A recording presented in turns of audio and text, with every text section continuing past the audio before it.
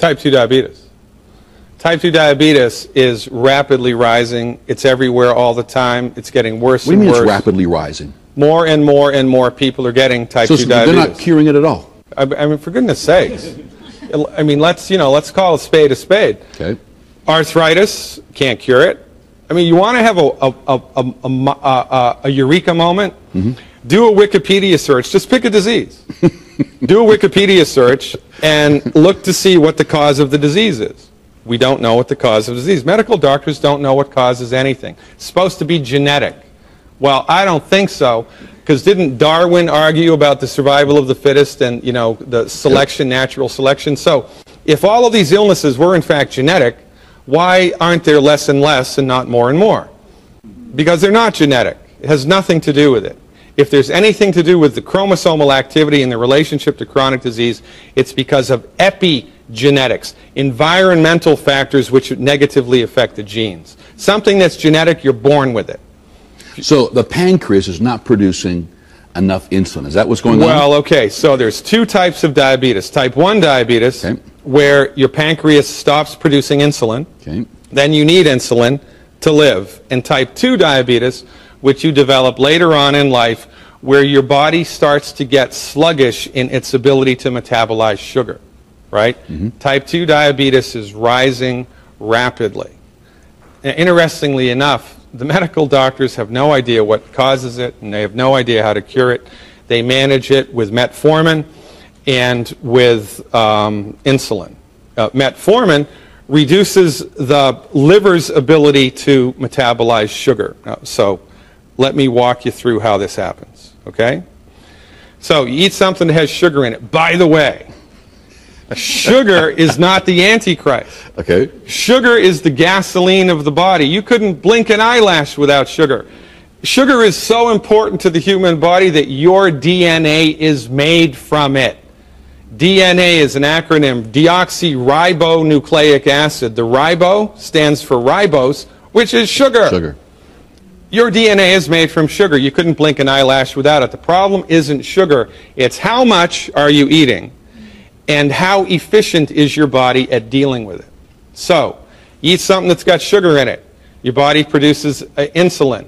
Insulin floats through the blood, binds to the cell walls. How does it know how to do that? You would think that would be an interesting question to ask, but medical doctors don't ask that question. How does it know what to do? It's a biochemical. How does it know where to go and what to do? Well, I'll tell you how it knows where to go and what to do, because there's divine intelligence guiding it. Period. So, insulin floats through the blood, binds to a cell wall. There's a little receptor on the cell wall that's specific just for insulin. Insulin binds to that receptor, sends an electrical signal through the middle of the cell to open up a door on the other side of the cell to let the sugar in. It's like somebody showing up at your house, ringing the front doorbell, and the kitchen door opens up to let the groceries in. All right? That's how it should happen if you're healthy. Okay. But in order for that signal to go through and open up the sugar door, minerals need to be present inside the cell. So we're back to minerals. It's a big deal, man. 2 minerals specifically, vanadium and chromium, but there's about 25 other minerals that are at play also. So, if this is how many minerals your body needs, but this is how many are in the body because they're not in the food like they used to be, then the insulin binds to the cell wall, tries to send a signal to open up the sugar door, but it gets interrupted. The sugar door stays closed. So what does the body do? It produces more insulin because the sugar is outside the cell, not inside the cell. The body knows that. How does it know that? Nobody knows how it knows that, but it knows that. So sugar is still in the cell. The body produces more insulin, more insulin, more insulin. It rings the bell. The door's closed. It rings the bell. The door's closed. More insulin, more insulin. Finally, there's so much flippin' insulin in the blood that it forces its way through the door. It slams through the door, breaks the door open. A little bit of sugar gets in the cell. Is that a good idea? It's a bad idea because you break the door when that happens. What happens when you break enough of those doors? Your fingers fall off, your toes fall off, your feet fall off. You get diabetic neuropathy, you get gangrene, all of which are associated from blood sugar issues, but not blood sugar issues, too much insulin. What does the MD deliver? Insulin. to somebody who's type 2 diabetic. And their other strategy is to give a drug called metformin, which inhibits the liver's ability to produce sugar. Well, this is fascinating, right?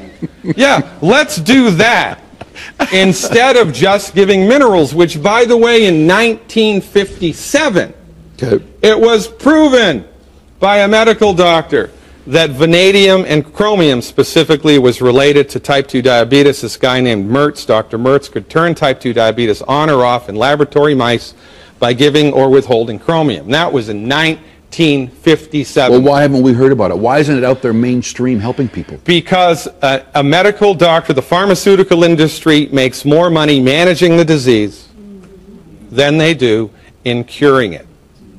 Interesting. My people are destroyed by lack of knowledge. So if you were seeing someone right now with type 2 diabetes, what would you do for them? You give them minerals. Bob's your uncle. Boom. You give them the 90 essential nutrients. And this is the holistic method, okay?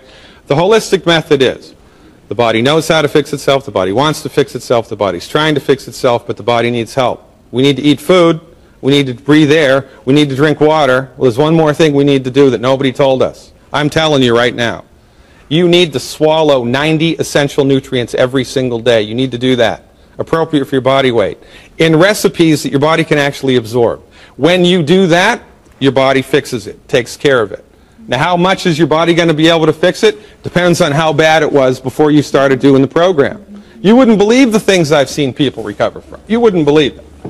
The body's ability to cure itself is much greater than anybody has led you to believe. We must mineralize the body, we must nutrify the body, and then we also have to stop eating certain foods that are gumming up the works. When we do these two things, the body rallies and healing begins.